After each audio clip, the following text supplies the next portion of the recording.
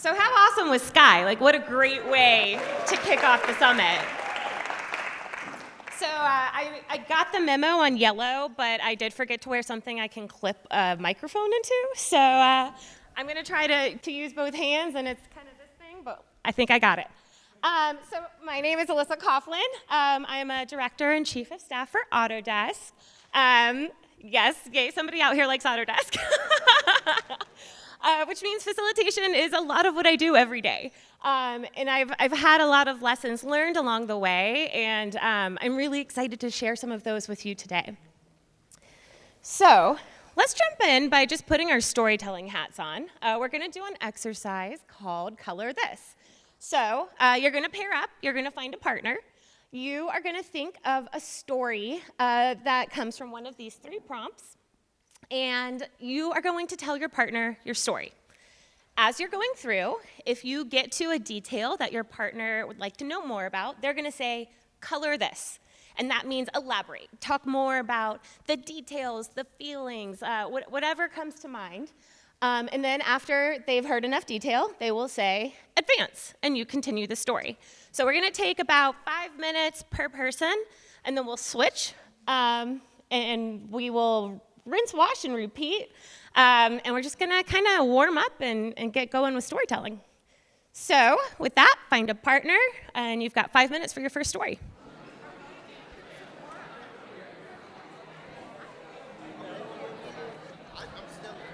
All right. What did we take away from that? Did you learn anything with just silly stories? Okay, JJ's a good time. Kind of knew that. So when you're telling a story, it's important to read your audience and to know the right details to go into to really get that engagement. And so we're going to hear about other ways to do this when we talk about nonverbal cues and just reading the room in general. But your story won't go anywhere if you don't find that hook that your audience cares about. Okay, so here's my personal story. This is everything you need to know about me in a nutshell. I live in Portland, Oregon with my partner, Chris. I have a 6-month-old puppy named Nandor the Relentless, who very much lives up to the name. And I have a cat named Kalinka who has infamous RBF. My professional story and how I got here today. Being a chief of staff is actually my second career. I started as a pharmaceutical rep in the neuroscience space, so I can tell you useless information about things like pseudobulbar affect disorder. But that was actually a great way to segue into the career I have now, because I learned to read the room. I learned to tell a story. I learned to tailor for various audiences. And so it led to where I am now at Autodesk. Peter over there, we work on this project together. But I work in a deeply technical space. So I work on the platform team, and the biggest hurdle to having a platform is adoption, is getting your product teams to want to adopt whatever capabilities you're offering them. And so storytelling is something I've been really working with my organization on, because we have to give a compelling value proposition. Otherwise, we're building stuff that nobody's ever going to use. And then, of course, here is my facilitation journey from my certification that I did last spring. So if you have any questions about that, feel free to let me know. Yes, everybody should have one of these, so, if you haven't done it yet. So let's talk about change management. There are a million different guidelines for change management. There's the 5 Ps, the 5 Cs, X, Y, Z. I follow ADKAR. It's from the Change Management Institute. Okay. I have a certification from ADKAR, from the Change Management Institute. And so they say for successful change management, you need awareness, desire, knowledge, ability, and reinforcement. What do you think is the hardest part of this formula? Exactly. You can tell people what the change is. You can give them the tools to adopt it. You can reinforce the change. But if they don't want to change, if they don't see the what's in it for me, they don't see the value in this change, it's not going to last. It's going to be one of those, like, I told you kind of things. And have you ever seen a change where somebody's like, because I said so? Was it successful? Probably not. So we're going to double click on desire. And that's where storytelling is going to come into play. And so my definition of a story is it's a narrative that gives compelling information in context with reason. So it's the why. It's the why are we doing this? What led to this decision? What have you considered up to this point to come to this conclusion? And it's how you're going to get that buy-in from whomever you're trying to bring along the journey. And a story can be about anything. And so we're going to practice that some today. I've got some really silly scenarios for you. And it's not what you're saying that's important, it's just the practice.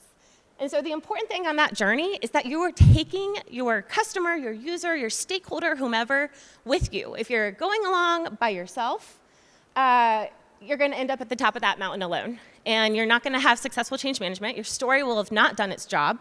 You will not have a compelling value proposition. So a successful journey is when you bring people along willingly. And without the journey, there's no understanding. There's just that because I said so. So how do you build a story? Well, first you have to know who the story is for, and you want to tailor your story to their specific needs. So for example, if I am building a story for C-staff, I'm going to have very different details and information than if I'm building a story for the execution team. C-staff is going to care a lot more about the strategy, the business value. They're not going to care as much about the actual solution and how we're doing it. But the implementation team very much cares about that. So the story I'm creating is totally going to vary based on who I'm creating it for. You also want to simplify complexity to just the basic ideas. Like, what do you need to know? What does this group or this person need to walk away from this conversation knowing? If you give them information overload, you get analysis paralysis, and they might miss the one important detail that you want them to know. What is the one critical thing that they need to walk away from after hearing your story in order to buy into it, or at least to understand it? Because remember, the journey is about understanding. It's not necessarily about they like it, but they understand how you got there. You also want to make it compelling. So remember, your story is just one of many your audience will see, especially in the context of change management. So if you have a big organizational change, you know everybody's talking about it. Everybody has their opinions. They're hearing this answer from this person, and this is why we did it from that person. And so you need to make sure that your story is standing above the noise and that they are actually hearing the information that is important for them to understand the journey. And you don't want them to guess what you're trying to tell them. Be explicit, be direct. Say, this is why we have made this decision. This is why we are implementing this change. And this is why you should care. The corporate flowery words you hear sometimes, you're just like, I think I just got lip service and I don't know what they're saying or what it means for me. That's not how you tell a compelling story. And so that's something you're going to want to avoid. And then most importantly is the so what, the why, the what's in it for me. It goes by a whole bunch of different names, but it's that personal connection to the story where you're really going to drive it home, and that people are going to remember. It's like the Maya Angelou quote. People are going to remember how you made them feel, and that feel is going to come from the why. So I kind of break this down into 3 categories. Again, you want to be explicit and succinct, the what's in it for me, and in order to do so, explain, connect, and remind. So explain what you want your audience to know in clear details. And then you want to connect what you want them to know to why they care about it. And then lastly, you want to remind them. Like, we've all heard it. You have to hear things X amount of times before it really sinks in. So it's not a one and done. If you want your change to last and to be successful, you have to revisit it and continue to revisit that why. And so here's just some examples, some notes. So start with why, Simon Sinek. If you haven't read the book, you totally should. But remember, what does your audience need to know? Why does your audience need to care? What's in it for them? Where is their so what? Is the goal of the solution clear? Did you cut through the noise? What do you want them to remember? And why does your story stand out? If you're doing this in a presentation, my guidance is generally less is more. If you have a slide that's super wordy, nobody's even going to listen to you. They're just going to be trying to follow along with the words, and your story and the details and the message you have for them will get lost in that. Again, are the most important details obvious? So I will put certain words in bold or change the color or something to really draw their eye to it and be like, this is what I need you to take away from this slide and this conversation. Visuals go a long way. You have to remember people are different kinds of learners. So some people are listening to you, some people want to see a chart. I would recommend you kind of hit on multiple solutions.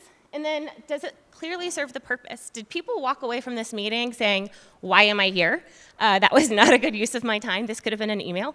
Or did they see the value and they walk away with understanding your journey and wanting to go along it with you?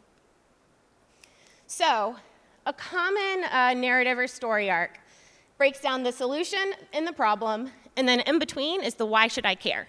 And that's what we're going to practice today. So obviously you start with just identifying the problem that needs to be solved. And then you want to figure out what is your current state? What is your baseline? Where are we now and where are we trying to move to? Why is that current state a problem? Why are we changing this in the first place? Then you want to propose your direction, your solution, and then this green box, which is the most important one, why is this better? Why did you propose this solution? Why do you want to go in this direction? And then lastly, summary. We all talk about the importance of closing and facilitation, bringing back that reminder. So you want to make sure that you're revisiting. So here's what we're going to practice. This is what we're going to do for most of the time, because I am really excited to hear the solutions you come up with. So each table has markers and a large sheet of paper. And you should also have flipped over a piece of just like computer paper. And that has a scenario on it. It is a ridiculous scenario. And what I'm going to ask everybody to do is to create a storyboard, proposing your solution. For your audience, for the purpose of this exercise, it is the general organization. You have a change that you were proposing at an all hands. And this is just from Luma. I don't know if anybody's familiar with it, but just an example of what a storyboard would look like. Consider it like a comic strip. So then, we're going to take 10 minutes to create our storyboards. They do not need to be practical solutions. I encourage you to be as silly as you want to be with this. The point is that you're going through the steps and that you're finding the why within the story. And then we're going to do lightning pitches. I'm going to give each table, send one representative, and you're going to have 3 minutes to pitch your silly solutions and practice telling your story.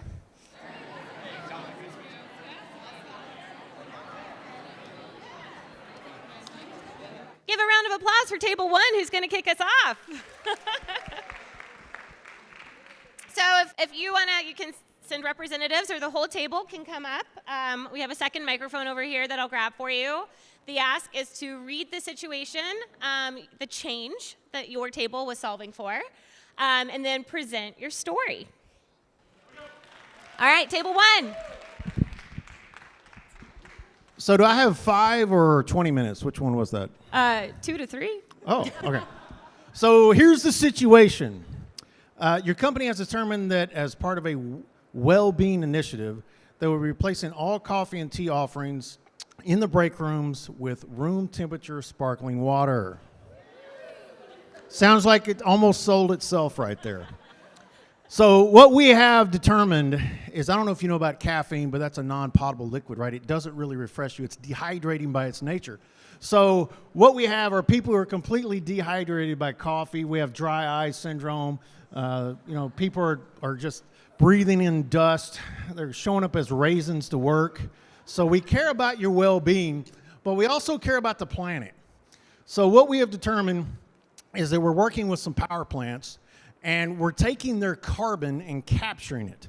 So we're doing a carbon capture technology, and then we have the whales take that carbon and ingest it.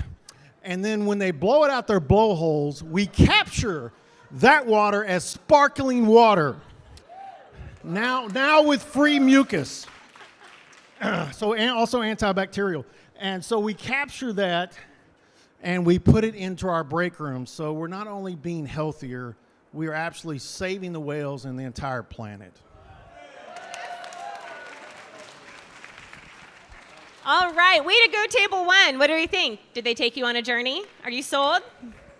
All right, table two. All right, hi y'all. First of all, some grace with my drawing. I'm a much better musician than I am artiste here. But our situation is your company has determined that as an effort to develop an interest in business from an early age, they will be expanding their internship program to include kindergarten through 12th grade schools. Okay, it's a tall order, I have to admit. So first off, we have to know about the problem we need solving. So the kids, they are just not interested in business, not interested. They're more interested in being on their phones, more interested in playing with their dog, playing music. We need kids interested in business, stocks. Okay, yeah. So the current state of the market's bad. People are crying. Not a good moment for this in the market right now. So this is bad because markets are low, stocks are low, things are not good, money not happening, mushroom cloud, bomb going off. Bad news across the board. Everyone agrees on this. So our proposed direction is that we are going to put these kiddos, as we call them, into our business, and this is going to be essentially K through 12 care. So we all know how expensive childcare is, and this is a big problem in our country. So put them to work. That's what we're saying. We love this. We love child labor in this country. So putting the kids to work, very essential. And this is a good decision. It's better for us because people love a job. People love going to work. People love that. But also it makes our wallets thicker. So we love money. So this is going to be good for the economy, good for the heart too. And people love a resume builder. So the kids are going to love having that first job on the resume. This is a win-win-win across the board. I see no problem with this. And in some, we have more money, and also we get all the bright ideas. So we also said if anyone has a good idea when working for our company, we get a royalty on that idea. So in perpetuity, we get pennies on the dollar for any good idea from these children. So they're going to be in our business for life. That's a win. Anyone with me? Yeah. All right, table 2, give it up for their story. Table 3. Table 3. Oh, it got so quiet. Make some noise for table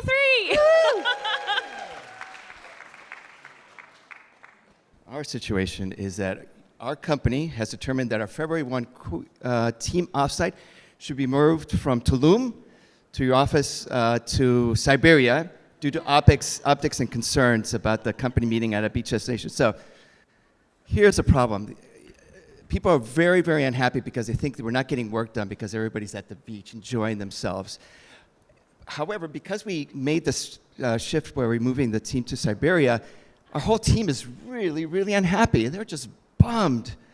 And what's causing it is that their productivity is just tanking. So we have a problem on our hands. Solution, we have to really sell Siberia to them. We have to make it really, really attractive. And so we go and hire a voltage control alumna from Siberia who's got a special method of using vodka in her facilitation. The team rises to the challenge, and their productivity goes back up, and the company and the optics are preserved. All right, table 3. Thank you for your story. Table 4, take us on a journey. Situation. Your company has determined that as a need to cut costs due to the current macroeconomic environment, they will be closing the company-funded doggy daycare and combining the dog and human daycare into one program. And now cutting over to our President Rob of the Acme Company. Let me start you off by saying, who let the dogs out? Need help? They do too. Kids, dogs, and even grandma. So let's say we're gonna do this in a different way. So let me introduce you to our team that's gonna take you on a journey.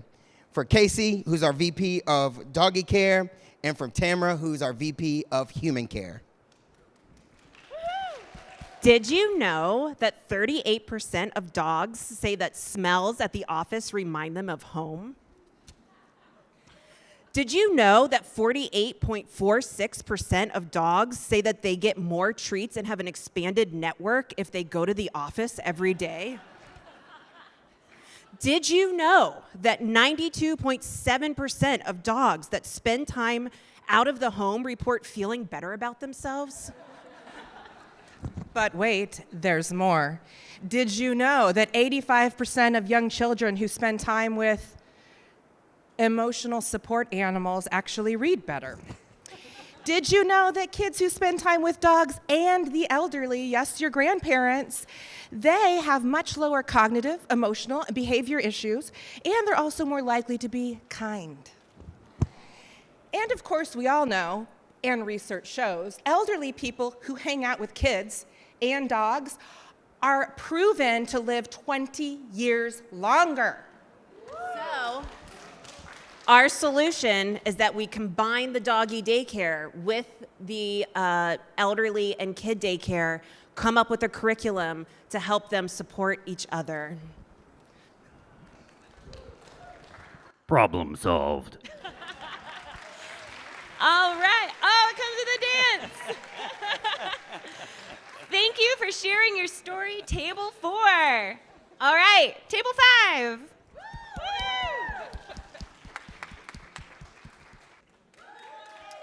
Yeah, Table 5. POV, your company has determined that as part of their sustainability initiative, they will be moving from 2-ply toilet paper to 1-ply toilet paper and enact daily toilet paper limits per person. And action. Hello, everybody. Thank you for coming here this morning. We have a very exciting announcement to make. So we took a look at our sustainability efforts as this company. We want to be carbon neutral by 2027. So we got a couple years. We're not making progress towards that. And I know you know that paper waste leads to environmental negatives that impact us all in our home communities. So we want to be better as a company and do what we can every day. And so we've identified 2-ply is bad for the environment. And going to the bathrooms that there are long lines because our toilets are clogged. Our pipes are not able to flush the 2-ply. So I know it's super annoying. You have to go across the street to go to the other restroom when you're like, the restroom's right there. Why can't I go? So what we'd like to try out is we'd like to do 1-ply instead of 2, so your toilets can flush and you don't have to wait anymore. And we will enact a daily limit. That way people aren't just stuffing toilet paper into the toilets and flushing. So this will mean you'll have less wait for the restrooms, and we get to meet our sustainability goals. And then in summary, all these changes, so 2-ply and daily limits, will be better for our environment, meet our sustainability goals, and you get to be happier. So yeah. Woohoo! 1, 2, 3, 4. I lost count. Thank you, Table 5. All right, Table 6, come on up, share your story. Continuing on the saga of 1 or 2-ply, this is option B. But to remind you of the situation, our company has determined that as part of our sustainability initiative, we will be moving from 2-ply toilet paper to 1-ply, as you've heard already, and we're going to enact a daily toilet paper limit per person. This is option B. So, we heard from our leadership that we really need to make a positive impact on the environment. It turns out there's a global paper shortage. There's only 2 trees left on the planet. And we really sort of leaned into this as employees. We're seeing the graph of paper supply going way down. So we had a voltage control facilitator come and facilitate us through a co-creation workshop as employees. Lots of ideas down here. We were going to get bidets, poop at home, clench and trade TP, charge for change eating habits, compete for lowest amount of paper use. And so, we were saying, okay, you said 1-ply to 2-ply to 1-ply. We're going to go all in on this thing. And like any good co-creation workshop that has lots of ideas, we created an app to gamify all of these ways to reduce toilet paper. And it's called the Paper Sipper app. So we have, an interaction screen here in the middle where you push buttons. And then, of course, whoever wins the gamified app thing gets a bunch of money. You win. So that's our idea. We are super happy. Thank you, Table 6. In case you were not clear on how you win money, we also tied paper to performance. You've heard pay for performance? Well, this is paper for performance. Paper. Thank you. Thank you, Table 6. I hope your office has hand sanitizer. All right, Table 7, come on up. Woo! All right, everyone. So, our company has determined that in an effort to consolidate vendors, that everyone must now solely use Microsoft Teams. So, yeah, I know, it sucks, Hardest everyone. one of all. We all don't like it. So look, our problem right now is that everyone is using different vendors or platforms communication. We got John using Slack. We got Bethany using Google Chat. It's just all across the board, too many things. We need to be more efficient. So, the current state is that we are going all over the place. We got everybody not knowing what to do. We're missing deadlines. We're losing revenue overall for our company. So by centralizing, cutting out all our subscriptions from all the other platforms, we will not only be more efficient, but we will increase our revenue overall. And because of subscribing to Microsoft, we get a lot of new bonuses as a result from working with them. So first off, because of our efficiency, we'll meet more deadlines, we'll make more money overall, and because of that, we get more bonuses 5 times fold per year, which you make sure that you get all those nice Christmas gifts for your family at the end of the year. And because Microsoft Teams is so nice to us, they want to give us all the money so we can go yearly to Disneyland, take the whole family, take all your kids, and have a nice time with us over there. And we all know that we like Taco Tuesday, but because of that extra money, we're able to get free lunch every single day at the office.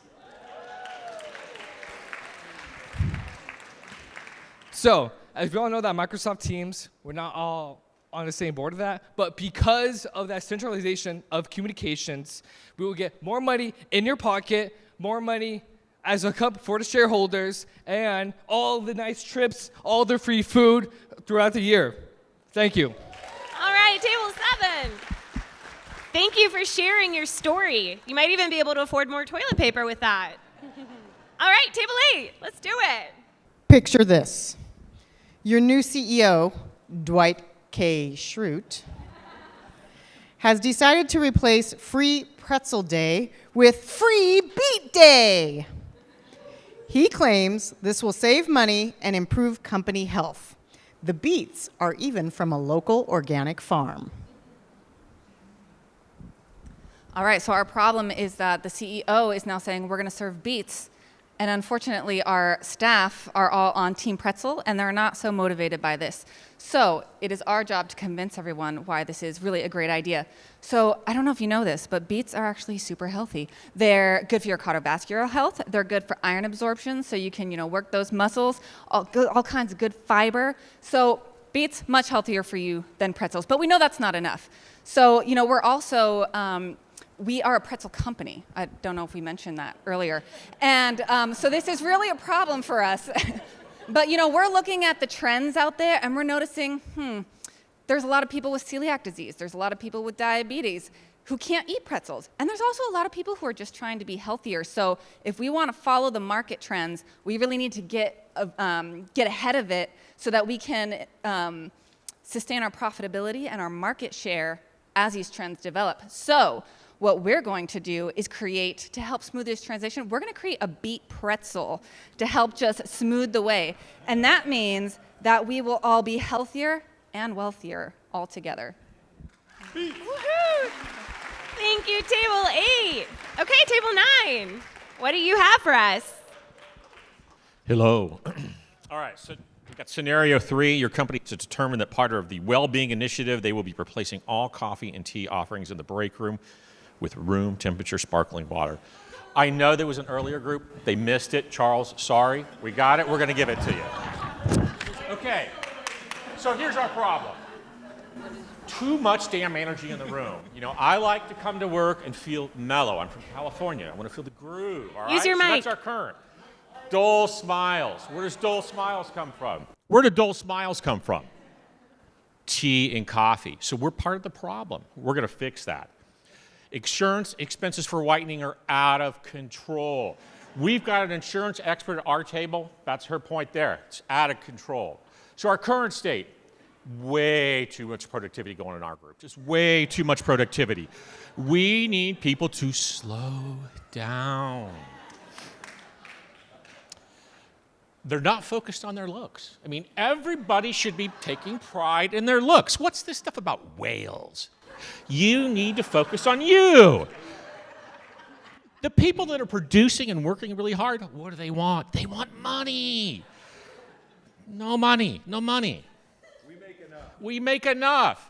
So, we've got this corporate-wide ban on coffee and tea in the break rooms, okay? It's going to improve glamour shots, websites, LinkedIn. You guys are going to sparkle like nothing. Who cares about that whale? Better sleep. You're going to sleep better. You know, caffeine has a half-life of 12 hours. We want you getting a good night's sleep, and when it hits lunchtime or afternoon, we want you to have a quick nap, all right? We want you rested, calm. Does that sound good? Does that sound good? All right. But at the end, you get what you get, and if you don't, fuss a bit. Bye. Thank you. Thank you, Table 9, for sharing your story. Table 10, I can't, there we go. Thank you. All right, give it up for Table 10. Take us on a journey. Oh, they're going on stage. They mean business.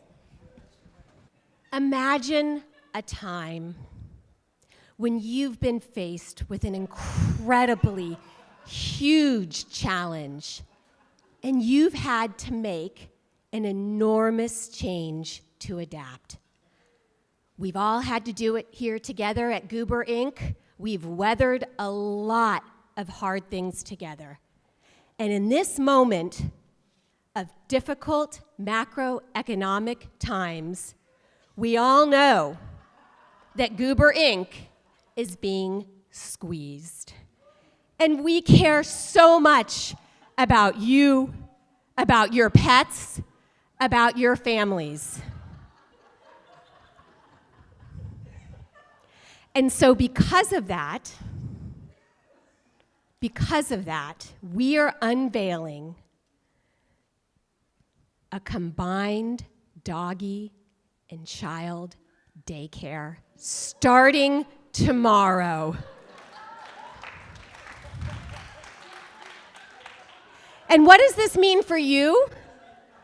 What this means for you is better relationships. Better relationships. Because you know, research shows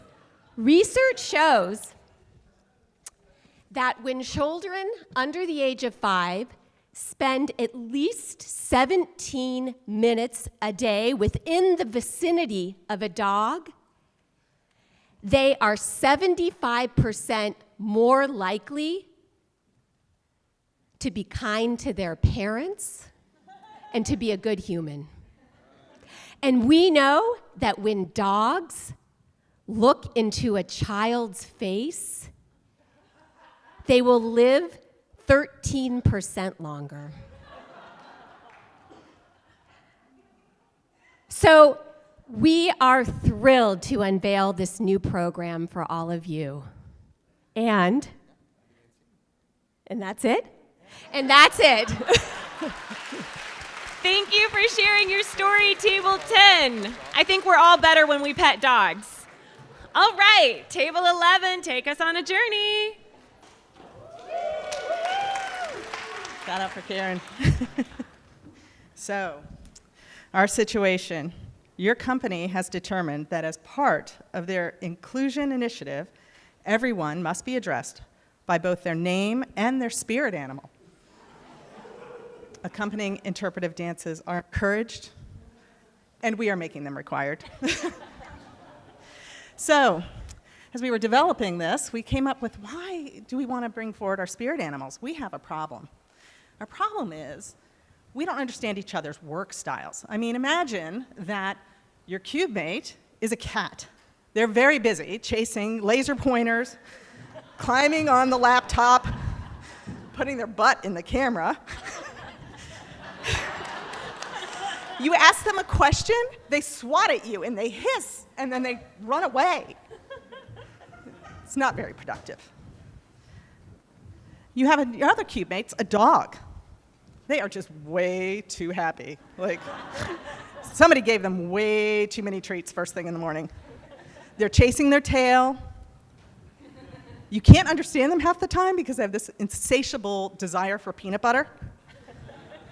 And when a ball rolls by, you are just done for the day. So,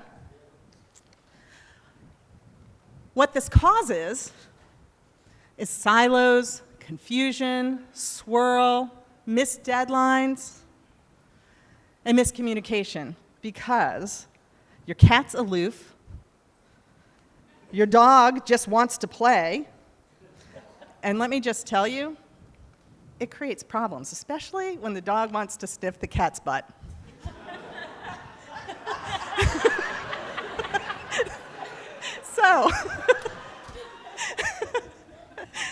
So, these problems have caused issues with engagement, retention, and, as I mentioned, HR and legal issues.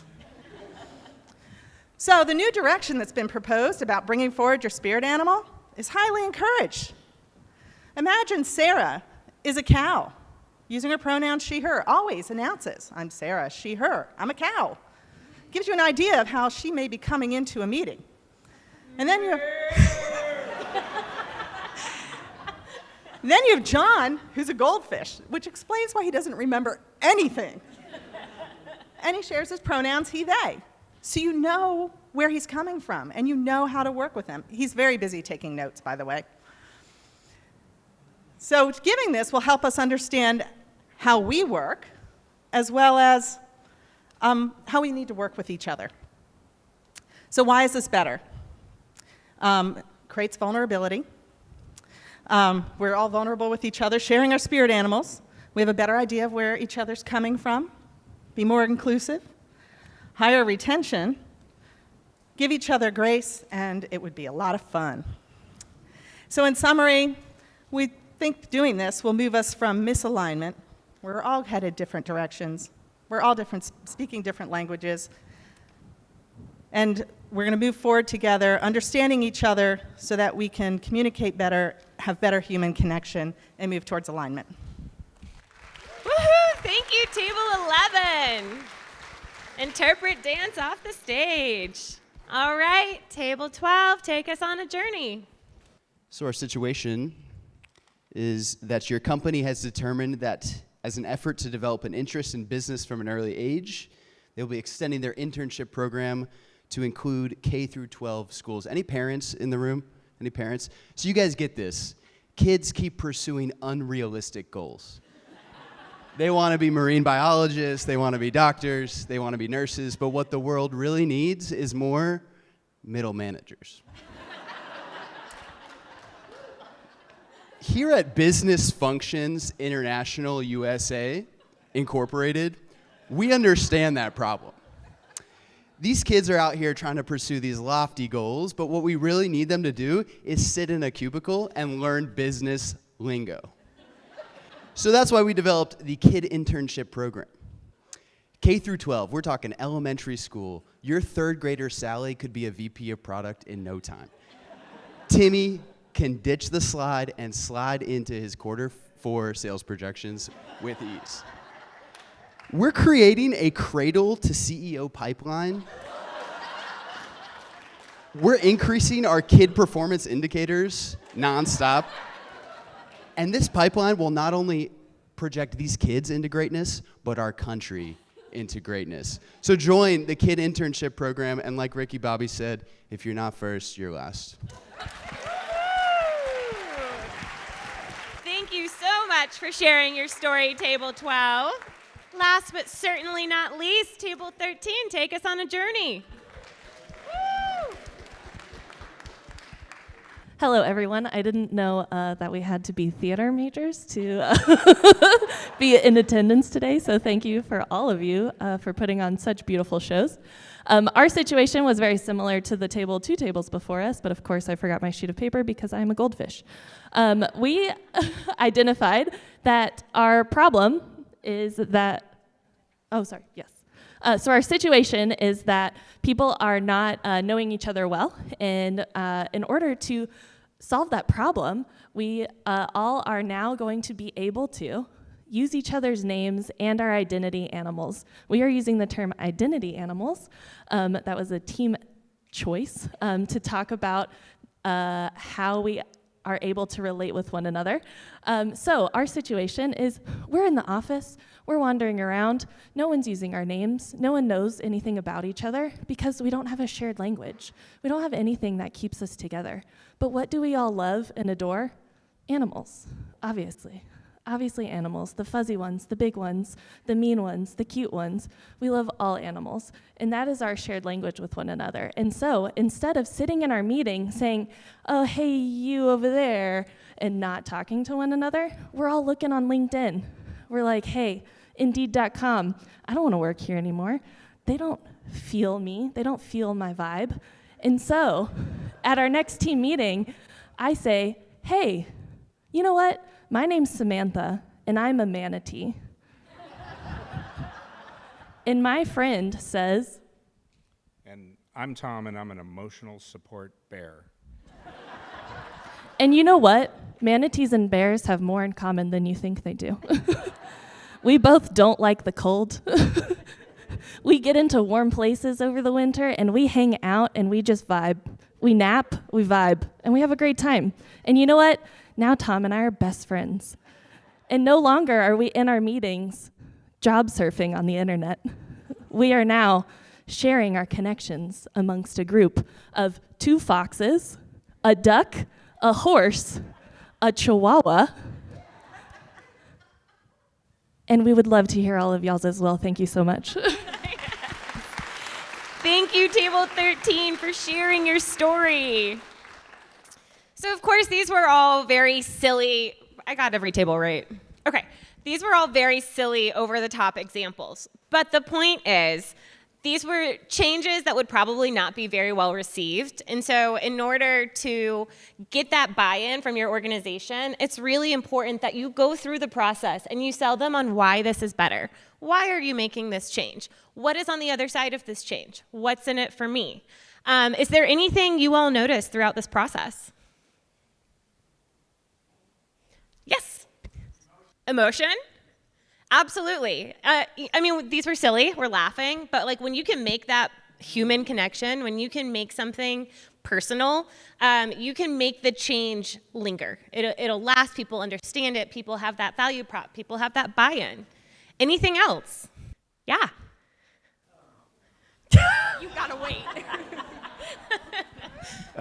So yeah, it was, spirit animals, everything was a joy. As far as like the humor thing, how do you know the line? And I know there's like just read the room, but I'm curious if you have any more advice in terms of more tactical, like if maybe you don't always sense these things or know where that line is of when it's appropriate to throw in humor if the topic is more serious or it's something objectively bad that the company's gotta do. Do you have any like guidelines or advice around that?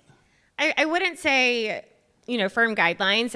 It's kind of situational. And so I try to think about, this is a great place for empathy too. So what would I want if I was on the receiving end of this change? Like, would I want you to just tell it to me straight because I'm really concerned?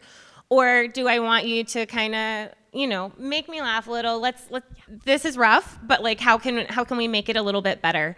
There's also just kind of the know your audience thing. So for example, when I'm working with my team, who I work with all the time, I know that like I can joke around with them more versus when I am presenting to the CTO staff, I'm probably not going to make a joke unless the moment just really presents itself. But I don't think there's like a hard and fast rule. It is a tricky one. Like humor can be tricky, but for the most part, I just try to think about like how would I want to receive this news. Yeah.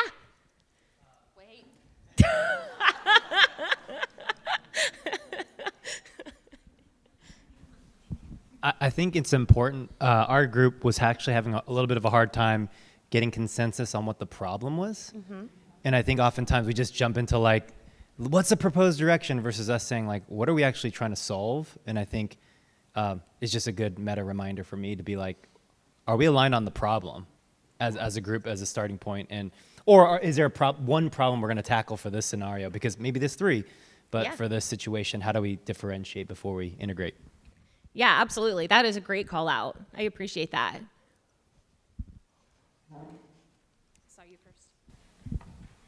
I think it's important to be real about the problem and to acknowledge that like people, not everyone is going to be excited about the problem. But then I think it's also really helpful to not give huge bonuses and so forth, but do something, have a company do something to lighten the burden. So like we had to move to a new area in the building and nobody wanted to move to the new area because we had to share desks and so forth. But they made it a really nice area and they added an outside air. Like they tried to make it as pleasant as possible, even though they knew there was going to be kind of pushback. So just being honest and then also give them something. Like we know this is bad, but we're going to try to make the space really engaging and comfortable to make it a little bit easier. Yeah, absolutely. And you know, we kind of talked about it in the beginning around be direct. Like, don't dance around what you're trying to tell me, even if it's something I don't want to hear. And that's kind of the beauty of the story is you have that full context. Even if you don't like where the journey ends, you at least understand how you got there. And a lot of the times in these difficult situations, people just want to be heard. Acknowledge that you understand why I am hesitant to adopt this change. And sometimes that's enough to get them over the hurdle. I'm going to say something. Yeah. Hi, I'm Katie. We just went through a really big change at our company, and people were upset, very upset. I won't get into it, but what they could have done, if you guys are doing any change management, is they could have said, we are sorry for how this change has made you feel, without saying, you know, we know this is the right direction, but we are sorry for what this is causing you to go through. And I think just speaking humanly to your people is really important. Okay, who's next? Okay. Could not agree more, by the way. Hello. Something that I saw, which was just inspiring, was everyone's like different ways of communicating and telling a story. I mean, we all show up to the problem with different experiences, and I mean, everything we just saw on stage through 13 groups was, you know, it differed greatly. And whenever you are surrounding yourself with people who are tackling problems like this, you can gain inspiration from how they approach a problem. So yeah, keep your eyes open and watch how other people tackle similar challenges, and there's a lot to learn. I love that because we all were working with the same formula, but we all interpreted it and presented it differently. And it's so important to learn from others and to gain from their experience. One of the things you've been talking about, what's in it for me, sometimes that what's in it for me is, so, and I heard some of the stories, reframing it. So you're reframing this situation for the folks so that they're looking at it from a different lens. So. Yeah, absolutely. And it's important to establish the lens you're looking through when you make a change and when you make a decision, because they might have a completely different perspective. And without the journey, without the story, they're not going to understand why you're making their life miserable, or, you know, not all change is awful. But you have to acknowledge they might have a different perspective. And so frame it for them. This is what I'm looking at. This is why. Yeah, I mean, I think, I know all of us probably liked show and tell when we were younger, and I think we sometimes forget to do that as facilitators, is to, if we're not the presenters, to have our presenters do some show and tell. Like I launched new tech at my company, so I always try to have my storytellers or the people that are presenting with me to show the change. And I think some of you I think one of you did like the mobile app. I mean, I think sometimes you take things out of the conceptual and show it as a prototype if you can do it. I think that really helps. And I heard a story a while back, some of you may have heard of it, when Disney went to create Animal Kingdom. When they first pitched the concept to Disney executives, they were like, we're not a zoo. Why would we want to have animals? And because they were trying to pitch this idea of the majestic nature of some of these animals. So the next time they went into the pitch meeting, they put a lion literally on the top of the conference room table and brought the decision makers into the room. And it was tame, but the point was they saw the powerful nature of the lion in the space, and now you can all go to Animal Kingdom and see some of these things. So I think it's just a point that some of you showed was see if you can do a little bit of show and tell, and I really enjoyed that today with everyone. Yeah, just quickly, picking up on the show piece, the visual aspect of this activity and the visual aspect of storytelling seems really critically important to not just align on what you're talking about, but it is generative. Like once you start making marks, it creates new ideas. Yeah, and I would echo that it is especially important in the virtual and hybrid world that we live in today because you don't have as many human connections. And so it's really important that you do share the why, in that you do frame things as a story and as a narrative and journey when you don't have the benefit of connecting in person as often. Right, who'd you pick? Oh, we had red glasses. First of all, I'm so moved by how we all leaned in. Like there was an experience, right? I'm still loving the dog with the hair and all the things. But I think that there's an opportunity as facilitators, especially because we're typically navigating a problem. So put that context into it. Like say, the big elephant in the room, and then let's figure it out. Bring people along.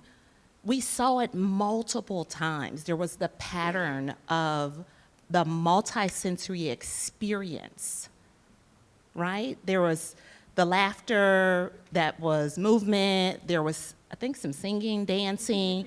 We saw things, but the five senses, oftentimes when we're trying to help people to transform because of a problem, if we just get back to the basics and engage those senses, close your eyes, get grounded, put your hands up, listen.